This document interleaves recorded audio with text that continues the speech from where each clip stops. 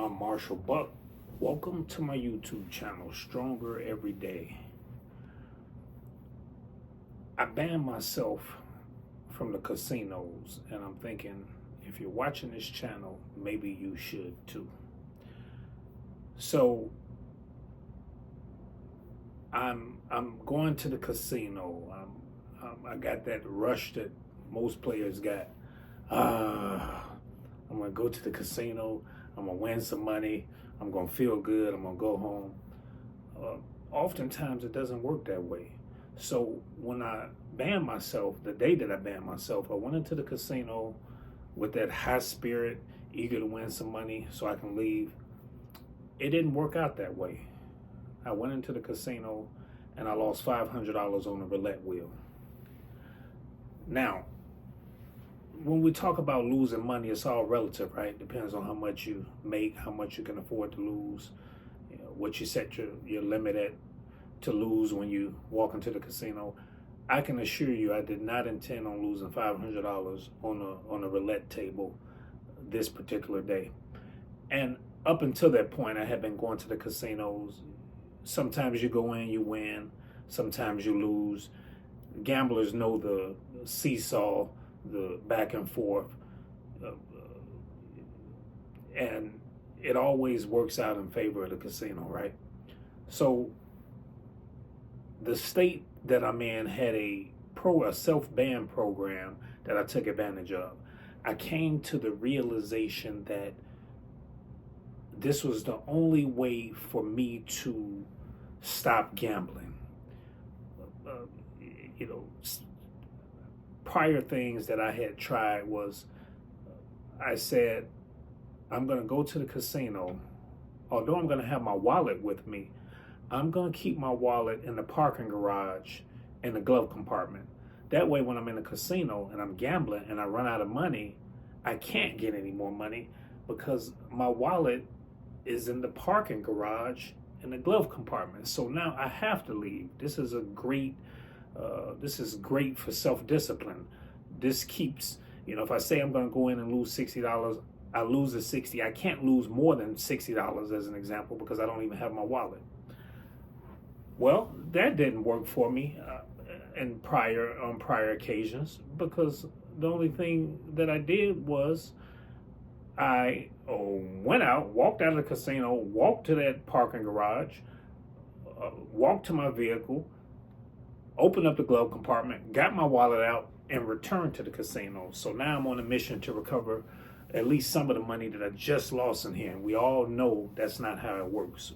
What typically happens is you walk back in the casino with that wallet, you're going to give the casino more of your money.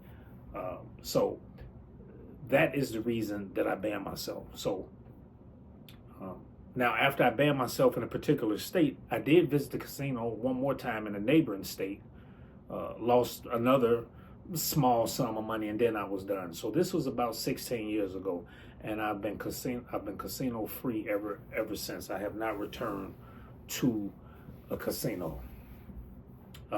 So 4 more years would be a great 20 years. And the most significant thing, there's been no urges for me to go to the casino.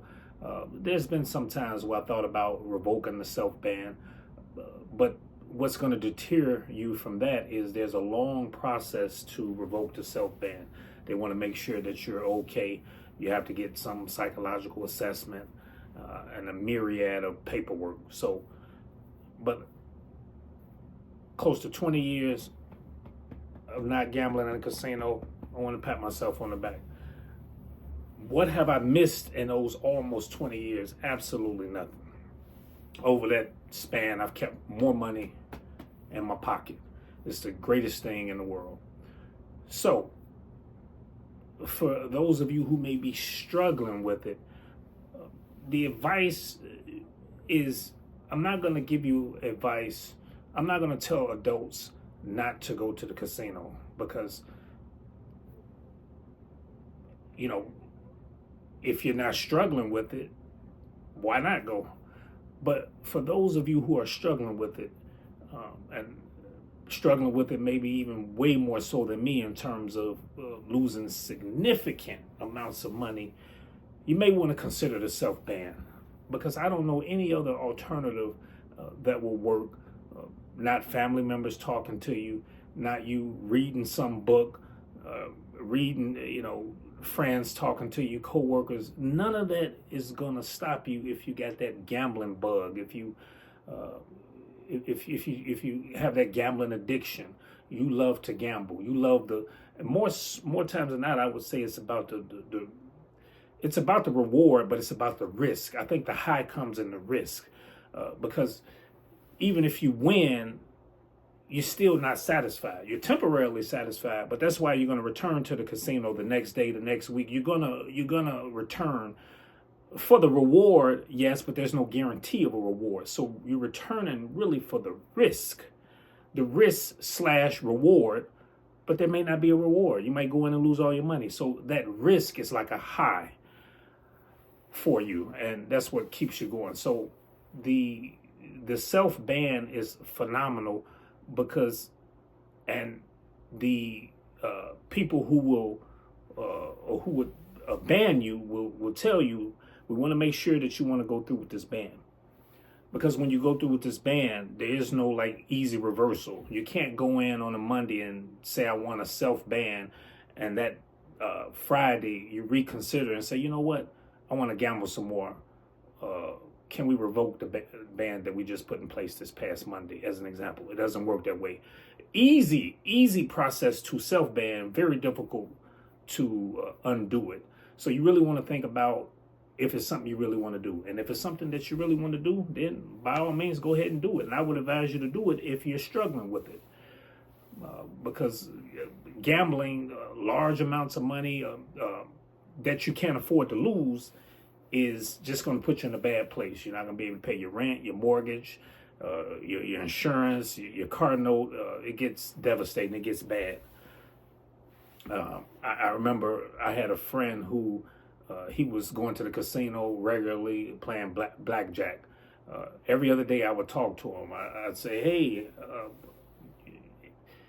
how'd you do in the casino today? And he'd say, oh, I didn't do too bad today, 200. And 2 days later, I talked to him. He'd tell me, oh, yeah, I'm just leaving the casino. I'd say, well, how'd you do? Today I didn't do too bad. I could have did better. Just 200. And this had continued for a while. And to the point where I was expecting every time he went and played blackjack, he's going to win 200. He's going to win 200. But, of course, the time came where he went to the casino with $1,200.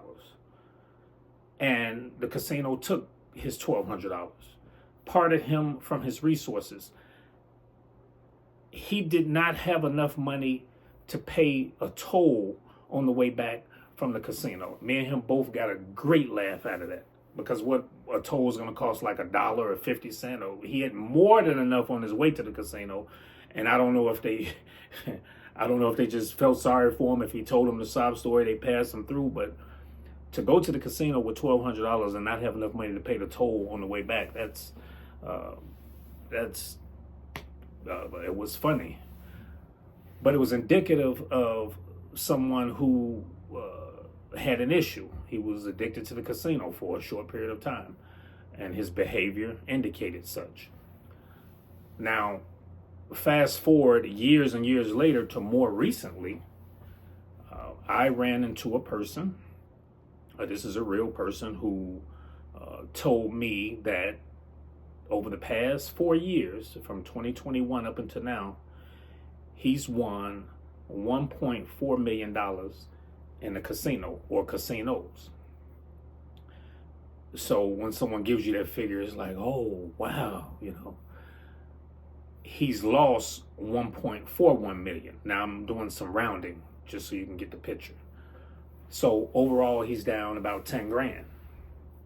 So in any other profession, line of work, or social activity, losing 10 grand is not considered good. And it's not considered good in a casino either. It's just he's won so much money until, but even he realizes that, hey, I'm down 10 grand, which it could be worse. I mean, it could be much worse. He could have won the 1.4 million and be down 1.8 million, but nevertheless, he's still down. The casino is still up on him. The casino has still parted him from his resources, because although they've given him 1.4 million, they have 1.41 million. It's all about the balance sheet. So my advice is going to be to self-ban if you are really struggling with it. If you like this video, please press the like button, subscribe, and hit the bell notifications. Stronger every day.